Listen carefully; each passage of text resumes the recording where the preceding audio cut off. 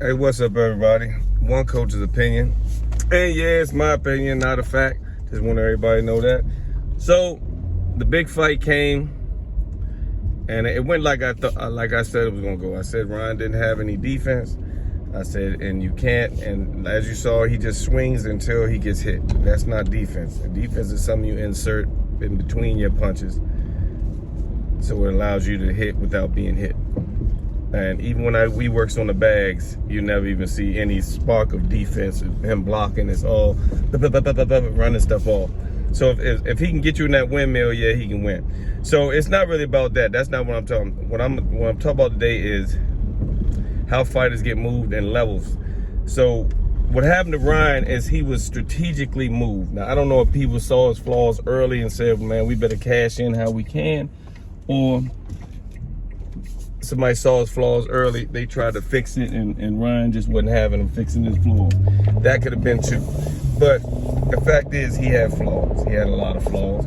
And you can't fight a guy like Tank with those type of flaws. Just imagine him fighting somebody like Shakur Stevenson, who is super defensively minded, probably a better counterpuncher than Tank. You know what I'm saying? He just doesn't have the power of Tank. But imagine fighting somebody like that whose defense is solid. He would destroy Ryan. That's why I really believe Ryan didn't take a tune-up, because he ran out of tune-up guys. Now, a lot of people say, well, Ryan fought this guy. Okay, Ryan fought a Luke Campbell who had already lost 4 times, to a guy, Yvonne Mendy, who a lot of people don't even know who that is. That was his first loss, and he was going down anyway, and they fed him, and they did what they were supposed to do. To put him on his record, yeah, he beat an Olympian.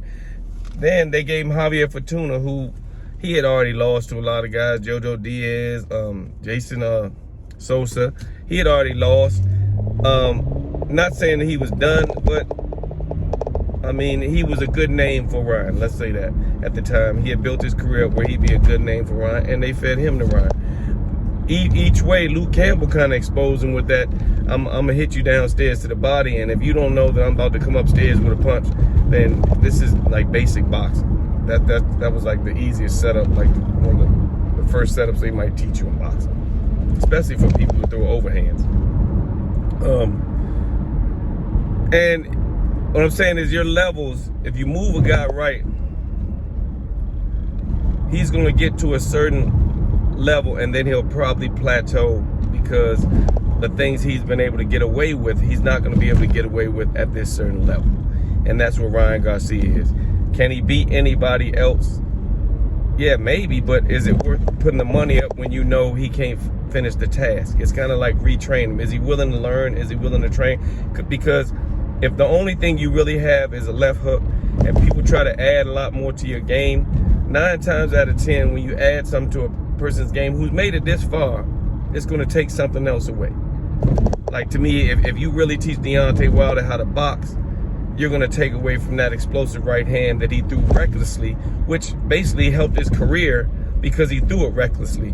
He didn't know when he was going to throw it, and if he didn't know when he was going to throw it, his opponents damn sure didn't know when he was going to throw that right hand. But now, if you teach him to box and you teach him to properly set up the right hand, the defense for the right hand is all going to be taught too. You know what I'm saying? So, I mean, boxing might help. You just never know what it might do, but I guarantee you it removes something. I mean, if you got a guy who throws a lot of speed, but he's not that accurate, if you teach him to be accurate, he's probably going to lose a little bit of his speed, because that's how he was winning a lot of fights. But with Ryan, if he's set in his ways, and then Joe Goosen went on to say, it's hard to kind of train Ryan because Ryan has his own ideas and his own thoughts of how it should be. You're Joe Goosen. You've been working with fighters for years and years. You've been working with fighters probably before Ryan was born. If he thinks his ideas are better than yours, he never should have came to you. You know what I'm saying? You can't just say, oh yeah, I tried to show him this, but he has a better idea how to do it. But he has another way of doing things.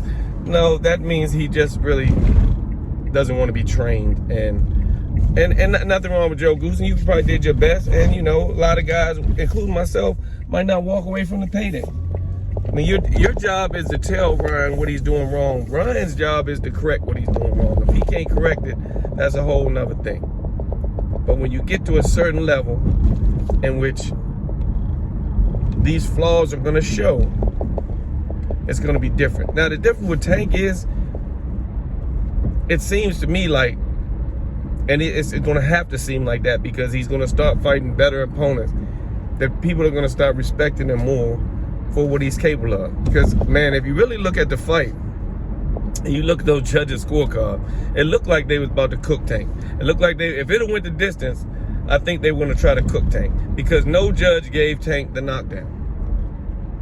One judge even gave a 10-10 round. What did Ryan do in round 2 to qualify him to have a 10-10 round against Gervonta Davis in the second round, once he got knocked down? What did he do in that round to make you say, well, it's 10-10, I'm going to give it an even round, even though Tank knocked him down? I'm telling you, the powers that be were trying to take effect. They just couldn't. Tank just made it impossible for them to take effect. But there's no way in the world you can tell me that he shouldn't have got a 10-8 round in the second round. And the most he got was a 10-9 round. One judge even said it's even. What did Ryan do to erase the knockdown? Like he was in there just getting his man. I saw none of that. So, like I said, he was protected well. And you see, after the fight, I'm not even sure who he's with. None of his promoters stuck around. He's doing press conferences by himself. It's Bernard and Oscar went a long way. I think Oscar didn't like them ridiculing him about the body shot that they started doing. Like, Oscar, I mean, because he reminds you, to be honest, Ryan reminds you of a baby Oscar. If Oscar was to come out and say, well, this is my son, nobody would doubt that. He looks like he was built in the image of Oscar De La Hoya. And that's kind of what, I mean, not to make it funny, but what people are joking on is the way Oscar's body shot went and his body shot went. I mean, he didn't roll on the ground, but big major fight, you go out with a liver shot. So does this kid. I mean, it's just coincidental, something they can have fun with, but at least stick around for the kid and see what's going on. Right now, to be honest, I told everybody this was his retirement party. I don't think he can get any better. I don't think he'll allow himself to get any better, because I don't think he'll take on training. I think he'll always just go with that left hand and go with his speed. And like I said, your sparring partners, if you think about it, Tank's been around. I mean, he sparred with a lot of guys. You see guys like even bigger guys, Sean Porter. Yeah, I sparred with Tank. Blah, blah, blah. Tank spars with a lot of heavier guys. He spars with a lot of guys. That's what makes him smart.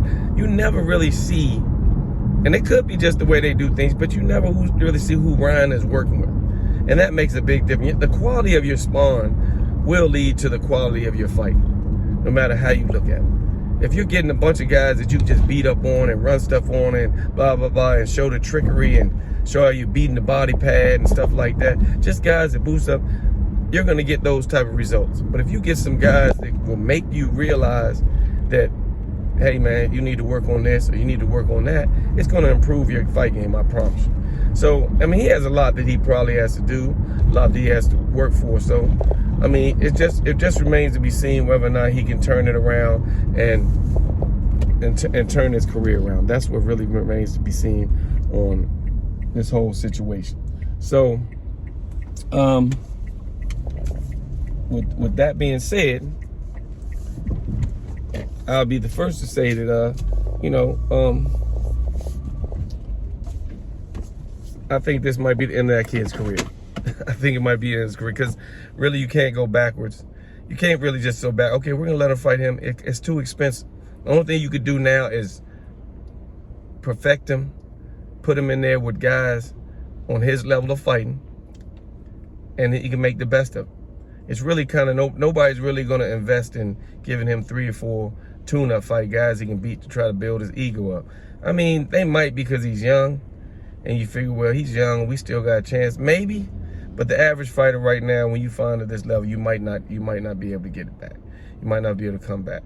You know what I'm saying? So that's the thing with Ryan. Like, the whole point of this is, I think without defense, there's no way in the world you make it to the next level of boxing, which is the championship level. So, one coach's opinion. Tell me what you think. Tell me what you thought about the fight, and tell me how you thought it was gonna go. Or did it go your way?